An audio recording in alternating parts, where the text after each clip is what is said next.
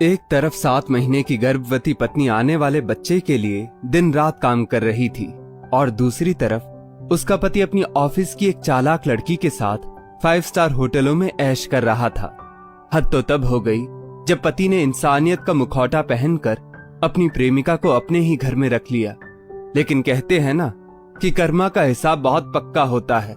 जिस पत्नी को पति ने एक दूसरी औरत के लिए थप्पड़ मारकर घर से निकाला, वही पत्नी जब बरसों बाद अपनी कामयाबी के शिखर पर मिली तो उसने बीच बाजार उस धोखेबाज पति को उसकी औकात कैसे याद दिलाई। जानिए इस भावुक और प्रेरणादायक कहानी में। अरे सुहानी, प्रेगनेंसी में भी इतना काम क्यों कर रही हो? अब 7वां महीना लग चुका है, चलो घर जाओ और आराम करो। पार्लर की मालकिन राखी सुहानी से बोली।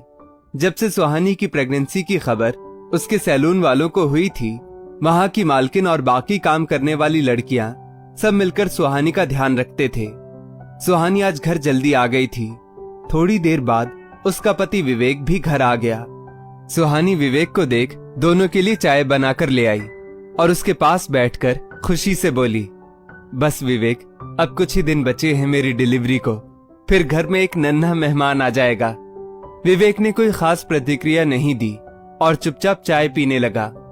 शादी के 5 साल बाद सुहानी मां बनने जा रही थी, इसलिए उसकी खुशी 7वें आसमान पर थी। पर विवेक इतना खुश नहीं था। सुहानी डॉक्टर के पास चेकअप के लिए भी अकेले जाती और अपने खाने पीने का ध्यान भी खुद ही रखती। कभी कुछ करने के लिए विवेक से कहती तो वो काम का बहाना बनाकर पल्ला झाड़ देता। सुहानी सोचती कि शायद बच्चे के आने के बाद विवेक अपने फर्ज निभाए।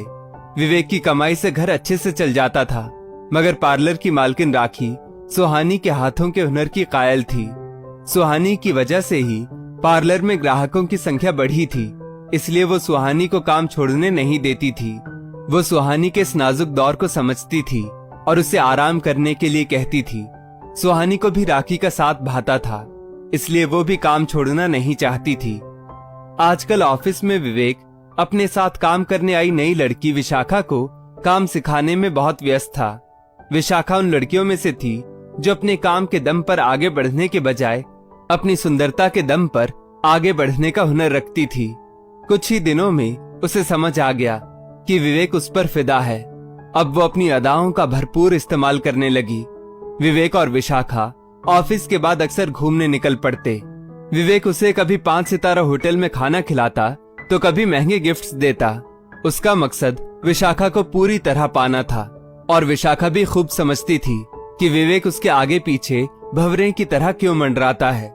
इधर इन सब बातों से बेखबर सुहानी नन्हे मेहमान की कल्पना में डूबी रहती। उसकी दुनिया सिमटकर छोटी हो गई थी, क्योंकि अब विवेक रोजाना ऑफिस से लेट आने लगा था और खाना भी अक्सर बाहर खाकर आता। एक रोज धोने के लिए कपड़े लेते वक्त विवेक की जेब से फिल्मों की 2 टिकटें मिली। सुहानी को हैरानी हुई। उसने विवेक से पूछा तो उसने कह दिया कि वो ऑफिस के एक सहकर्मी के साथ मूवी देखने चला गया था। बात आई गई हो गई। एक दिन विवेक के बटुए में सुनार की दुकान का बिल मिला। विवेक के ऑफिस से आते ही भड़की हुई सुहानी ने सवालों की बौछार कर दी। दरअसल विशाखा के बर्थडे के लिए विवेक ने गोल्ड रिंग बुक करवाई थी।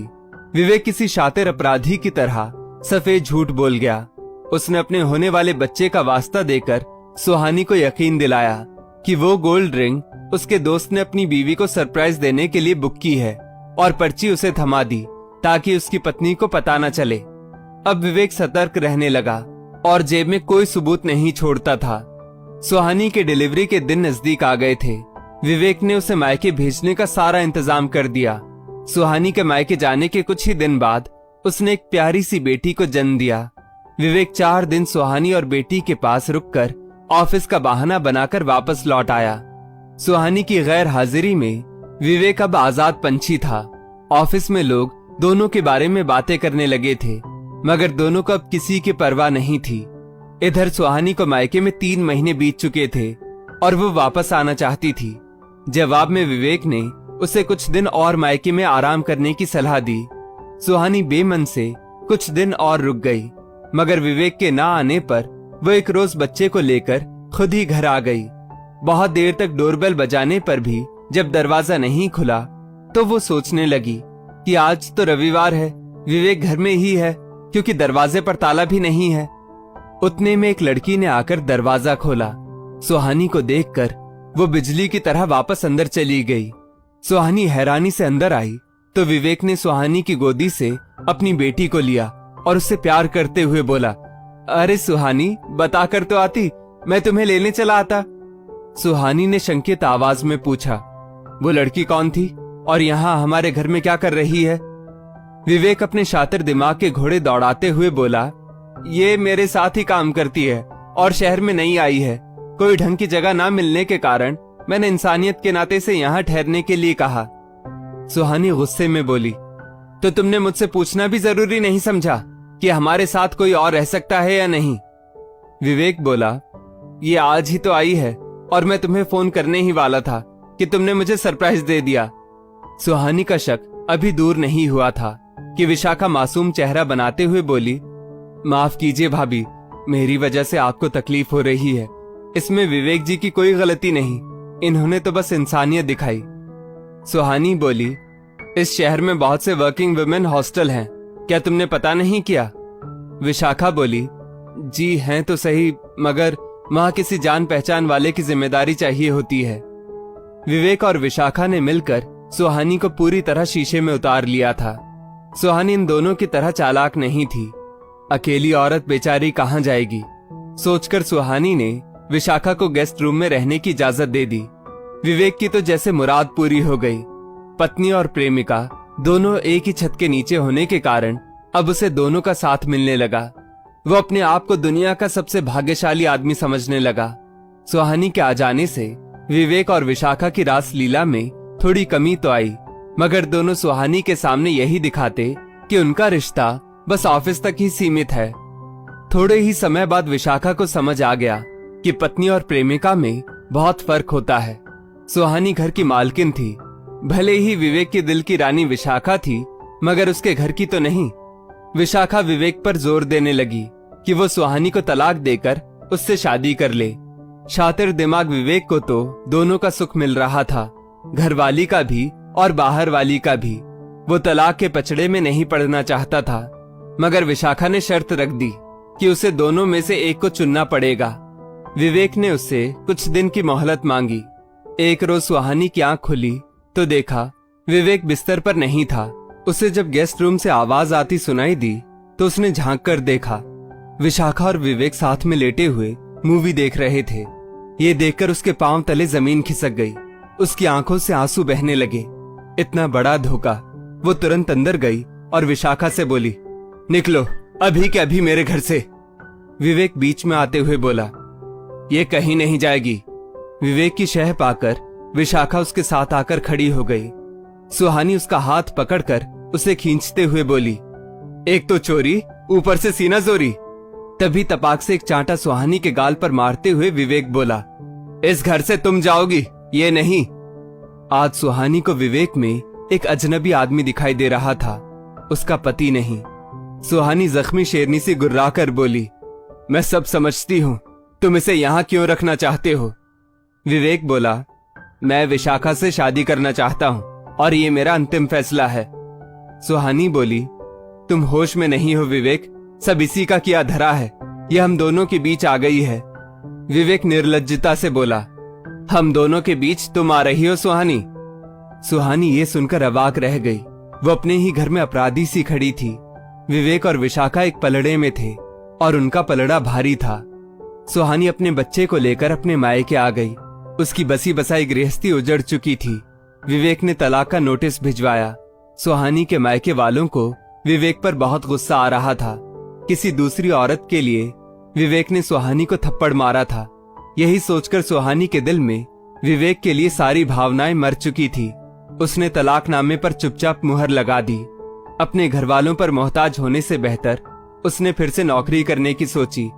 अपनी नन्ही सी बेटी को अपनी माँ के पास छोड़कर सुहानी वापस उसी शहर आ गई जिसने उससे उसका सब कुछ छीन लिया था। तलाक के बाद विवेक से मिले पैसे और अपनी बचत से उसने खुद का सैलून खोलने का फैसला किया। जगह देखने के लिए रोहन नाम का एक प्रॉपर्टी डीलर उसकी मदद कर रहा था।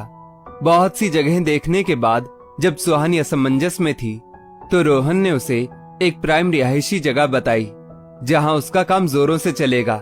ये जगह रोहन के ऑफिस के पास ही थी, जिस वजह से दोनों का मिलना जुलना बढ़ने लगा। कभी दोनों कॉफी पीने जाते तो कभी घूमने। रोहन सुहानी के अतीत से वाकिफ था, फिर भी वो उसकी तरफ खिंचा चला जा रहा था और अब उससे शादी भी करना चाहता था। सुहानी का व्यक्तित्व अब पूरी तरह बदल चुका था। वो आधुनिक कपड़े पहनने लगी थी। उसका हेयर कट और रहने का तरीका अब बहुत मॉडर्न हो चुका था। उसके सैलून में आने वाले ग्राहकों पर उसका अलग ही प्रभाव पड़ता था। एक रोज विवेक ने सुहानी को रोहन के साथ बाइक पर देखा तो उसके तन बदन में आग लग गई। भले ही अब सुहानी उसकी पत्नी नहीं थी, पर उसे किसी गैर मर्द के साथ देखकर उसका झूठा पति धर्म जाग गया। विशाखा से शादी के बाद वैसे भी विवेक डिप्रेशन में रहने लगा था, क्योंकि विशाखा में पत्नी वाले कोई गुण नहीं थे। वो अब भी सिर्फ प्रेमिका की तरह ही फरमाइशें करती रहती थी। विवेक एक बार फिर सुहानी के साथ के लिए तरस गया। सुहानी के सैलून का पता कर विवेक वहां पहुंच गया। विवेक को सामने देख सुहानी चौंक गई। विवेक बोला, कैसी हो सुहानी? तुम तो बिल्कुल बदल गई हो। सुहानी गुस्से में बोली, यहाँ क्यों आए हो? विवेक ने बेशर्मी से सुहानी का हाथ पकड़ा और बोला, मुझे माफ कर दो सुहानी, मैं तुम्हारा गुनहगार हूँ। एक झन्नाटेदार चांटा सुहानी ने विवेक के गाल पर जड़ा और बोली, तुम्हारी हिम्मत कैसे हुई मुझे छूने की? ये मत भूलो कि अब तुम मेरे पति नहीं हो। विवेक कुछ बोलता उससे पहले सुहानी ने दहाड़ते हुए कहा, चले जाओ यहाँ से, वरना मैं शोर मचाकर तुम्हें पूरी दुनिया में बदनाम कर दूंगी। विवेक गाल पर हाथ रखे चुपचाप वहां से चला गया। सही मायने में आज सुहानी के दिल को एक अरसे बाद करार आया था। विवेक जैसे लोग जो गिरगिट की तरह रंग बदलते हैं, उन्हें ऐसी ही सजा मिलनी चाहिए। दोस्तों, समय का पहिया जब घूमता है तो अच्छे अच्छों का घमंड चूर चूर हो जाता है। विवेक ने जिस विशाखा के लिए अपनी गर्भवती पत्नी को घर से निकाला, उसी ने विवेक की जिंदगी नर्क बना दी। और सुहानी ने साबित कर दिया कि एक औरत अगर ठान ले तो वो राख से भी अपना साम्राज्य खड़ा कर सकती है।